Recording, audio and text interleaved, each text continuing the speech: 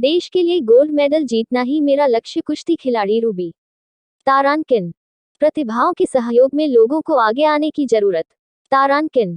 आर्थिक कमजोरी की वजह से प्रतिभाओं के विकास में अवरोध। तारांकिन। भदोही जिला तो वैसे कालीन नगरी के नाम से प्रसिद्ध है, जो पूरे विश्व में अपनी अलग पहचान रखता है। इसके साथ ही भदोही में कुछ ऐसी शख्सियत भी है जो अपने कार्यों से पूरे देश में भदोही के नाम को रोशन किया है। भदोही में राजनीति हो, खेलकूद, यहाँ से निकली प्रतिभा अपनी अलग पहचान रखती है। नेताओं में पंडित श्यामधर मिश्र, फूलन देवी, वीरेंद्र सिंह का नाम जैसे पूरे देश में जाना जाता है, वैसे ही भदोही जनपद के खिलाड़ी रिंकू सिंह राजपूत, मुरलीधर बिंद, यशस्वी जायसवाल समेत प्रतिभाएं हैं जिनके कार्यों से भदोही का सिर गर्व से ऊंचा हुआ है। लेकिन भदोही में आज कुछ ऐसी प्रतिभाएं हैं जो केवल अपनी आर्थिक स्थिति की वजह से बेहतर प्रदर्शन नहीं कर पा रहे हैं और उनको स्थानीय पूंजीपतियों, नेताओं और अधिकारियों का सहयोग न मिलने से उनकी प्रतिभा कुंद हो जाती है। एक ऐसी ही प्रतिभा भदोही जिले के ज्ञानपुर क्षेत्र के घराव गांव में है, जो मात्र 14 वर्ष की बिटिया है और उसका नाम है रूबी। रूबी एक इंटरमीडिएट कॉलेज में अभी कक्षा 9 की छात्रा है और अभी तक रूबी ने कई कुश्ती प्रतियोगिताओं में गोल्ड मेडल जीत चुकी है। चाहे वह विद्यालय की तरफ से कुश्ती प्रतियोगिता रही हो, चाहे जिला प्रशासन की तरफ से प्रतियोगिता रही हो, लेकिन इसके बावजूद भी इस बिटिया को भदोही जिले के समाजसेवी, पूंजीपति, जनप्रतिनिधि और अधिकारी सुधी नहीं ले रहे हैं। रूबी को मलाल है कि जो लोग देश के लिए कुछ करना चाहते हैं उनके लिए कोई खास मदद नहीं हो रही है, जबकि जो लोग संपन्न हैं उनको सपोर्ट भी किया जाता है। रूबी ने कहा कि उनके परिवार की आर्थिक स्थिति कमजोर है, जिससे उसे आने जाने में दिक्कत होती है। यदि शासन प्रशासन की तरफ से उसे हॉस्टल और खाने पीने की सुविधा हो तो उसे पूरा विश्वास है कि वह देश के लिए बहुत हो अच्छा करेगी। रूबी ने कहा कि आर्थिक कमजोरी की वजह से कई ट्रायल और प्रतियोगिता में भाग लेने से वंचित होना पड़ता है।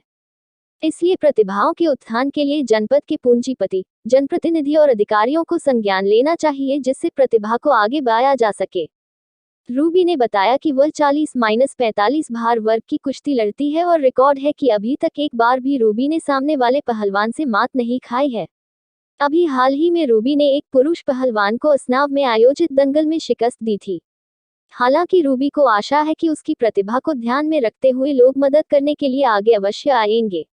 अब तो समय ही बताएगा कि कौन कौन भदोही की इस बिटिया के मदद में आगे आता है। भी है, मैं भदोही ज़िले की हूँ, घराव से हूँ।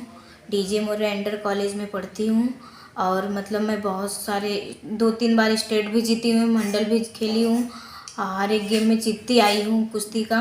और फिलहाल तो घर से कोई सपोर्ट नहीं है, पहले आने जाने की कोई साधन नहीं रहता था। तो मेरे ग्राउंड के लड़के थे, एक मनोज प्रजापति थे, उन्होंने साइकिल से जाते थे। वो भैया हमको बोल देते, मतलब हम रोड पे जाके खड़े हो जाते थे, वो हमको बैठा के कभी कभी हमेशा लेके जाते थे।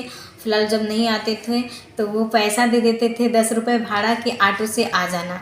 तो ऑटो से हम चले जाते थे, कभी कभी पैदल ही चले जाते थे वहाँ पे स्टेडियम तक।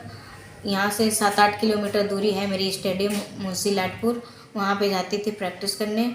और 2-3 बार तो मैं पैदल जा चुकी हूँ। उसकी वजह से जो मेरे सीनियर भैया थे मनोज प्रजापति, उन्होंने हमको, नक्का शेषमन थे, ये लोग भैया लोग सपोर्ट किए ले जाने के लिए।